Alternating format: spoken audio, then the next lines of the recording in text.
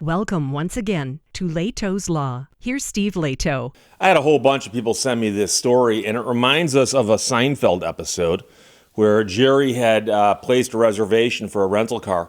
When he got there, they said, "Oh yeah, we've got your reservation. We took your reservation. We just don't have a car for you." And he's like, "What's the point then?" So Hertz tells BC Tribunal online reservations do not guarantee an available car. But what do they do? So this, of course, is happening in Canada. BC.ctvnews.ca ran the story. Lisa Stacy wrote it. A man who showed up at a rental car company only to be told his online reservation would not be honored is entitled to compensation, according to the small claims court there. It's called a tribunal, but I'm assuming it's parallel to our small claims. The dispute dates back to June of 2023 when the man booked a car online with Hertz. He was seeking damages to the cost of securing another vehicle, as well as stress caused by the incident, according to the decision posted online recently. The company acknowledged the man booked a car and that it did not provide one on the day and time for which it was reserved. However, Hertz argued the online reservation did not establish a contractual relationship and did not guarantee an available car, according to the decision. And so that's the question. If you make a reservation, they say, "Yep, we got your reservation." Is that enforceable? And if they say it's not enforceable, then what is it? So the company did not provide any evidence to the tribunal at all, meaning there was none submitted. So they couldn't support the claim that the reservations were subject to availability. The tribunal member found that a reservation implies that Hertz set aside a car and that the company broke its agreement to rent a car to the man by failing to provide one, meaning it was liable for breach of contract. So then you get in this whole question about what makes something a contract, okay? And the real issue here, if it's not a contract, there is a concept of reliance, where if you tell somebody something and they rely upon it to their detriment, they can often say, "Well, you knew I was going to rely upon that. And when I relied upon it to my detriment, then you are liable for that." So closely related, but sometimes it's easier to prove that than it is to prove all the various elements of a contract. When the man showed up at Hertz to pick up the car, an employee directed him to another rental company. So now they're taking reservations for others, apparently. That company also did not have any vehicles, but helped the man find an available vehicle at another location further away.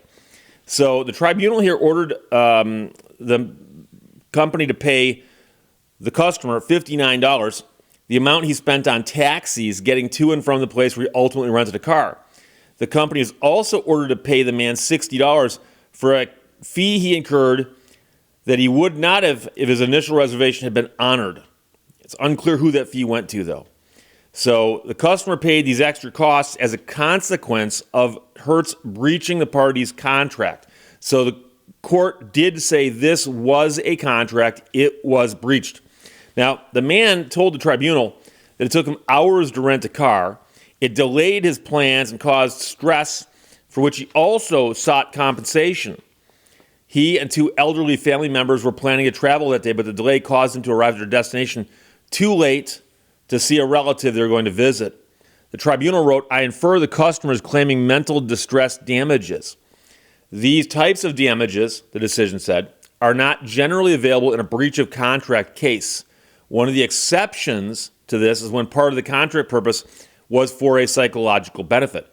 In this case, the tribunal found that there was a psychological benefit to the reservation, namely that reserving a car rental would make his travel less stressful. Mental distress legally is defined as something that goes beyond mere frustration or disappointment. And so they said that the man met that threshold. I accept that a 4-hour delay for 3 seniors traveling to visit a sick relative caused the customer mental distress that went beyond mere frustration. I find that this was a foreseeable consequence of Hertz not having a car available, and the customer was awarded damages as compensation in the amount of $200. So, believe it or not, in many places, that $200 would not be recoverable because, as noted above, getting compensated for emotional harm from a breached contract is not that common. And our courts go way, way back. I'm talking about courts in America, courts in Canada, courts in England, go way, way back and talk about contract law quite separately from other kinds of law. And it quite often is that if a contract is breached, you look at the damages that naturally arise from the breach. And when you start saying things like, well, but I also suffered emotional harm because the contract was breached, it's going to take a special kind of contract to get you some kind of damages for the emotional scarring of the breach of the contract.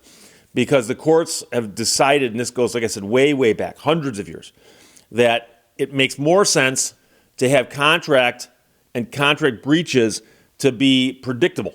That is, if this contract gets breached, here's what you're going to get.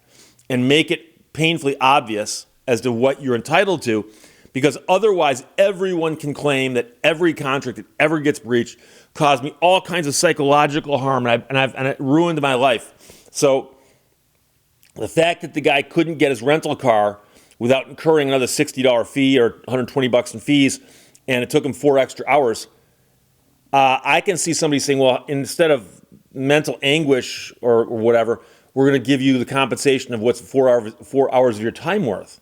That might make sense, but even that's a stretch. However, there are certain kinds of contracts that you would say, yes, it makes complete sense. So the best example I can think of off the top of my head is, let's suppose that you were planning your dream wedding. The guys in the audience are going, yes, Steve, let's talk about that.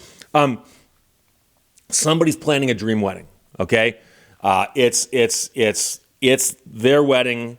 They're getting married, and they're throwing a hootenanny. They're inviting hundreds of people. They're doing a lavish spread. They've rented this hall, and they book the hottest band in town to play this gig, okay? To play at the reception, they book the hottest band in town. And the day of the wedding, as they're setting everything up, they notice that there's no activity over by where the band would set up at the reception. Kind of weird it's got to take them a little while to set up, right?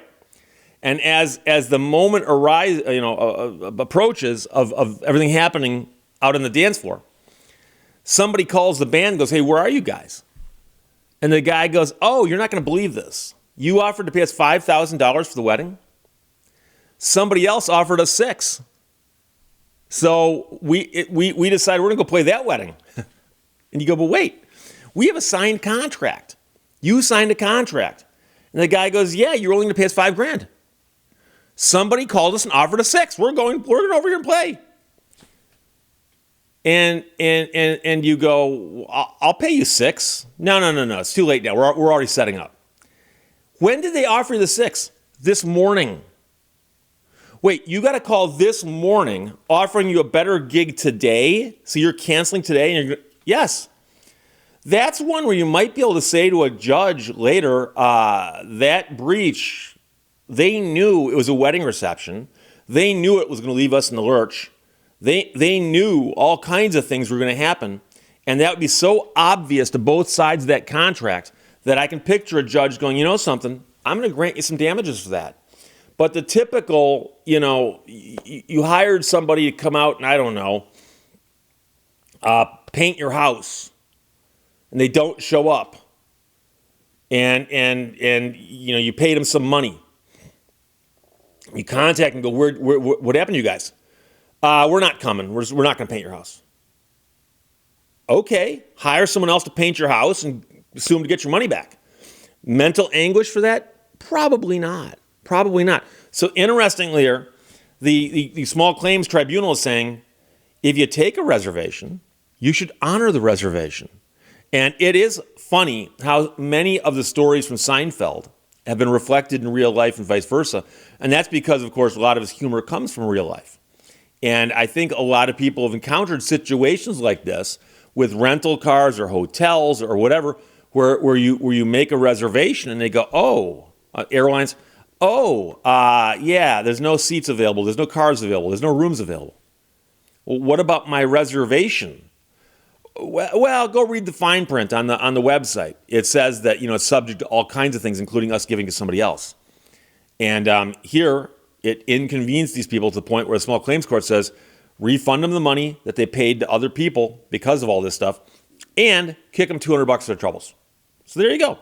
bec.ctvnews.ca ran the story. Lisa Stacy wrote it. Hertz tells BC Tribunal online reservations do not guarantee an available car, and the tribunal doesn't buy it. Questions or comments? Put them below. Let's talk to you later. Bye-bye. Thank you for watching Lehto's Law. The difference between stupidity and genius is that genius has its limits.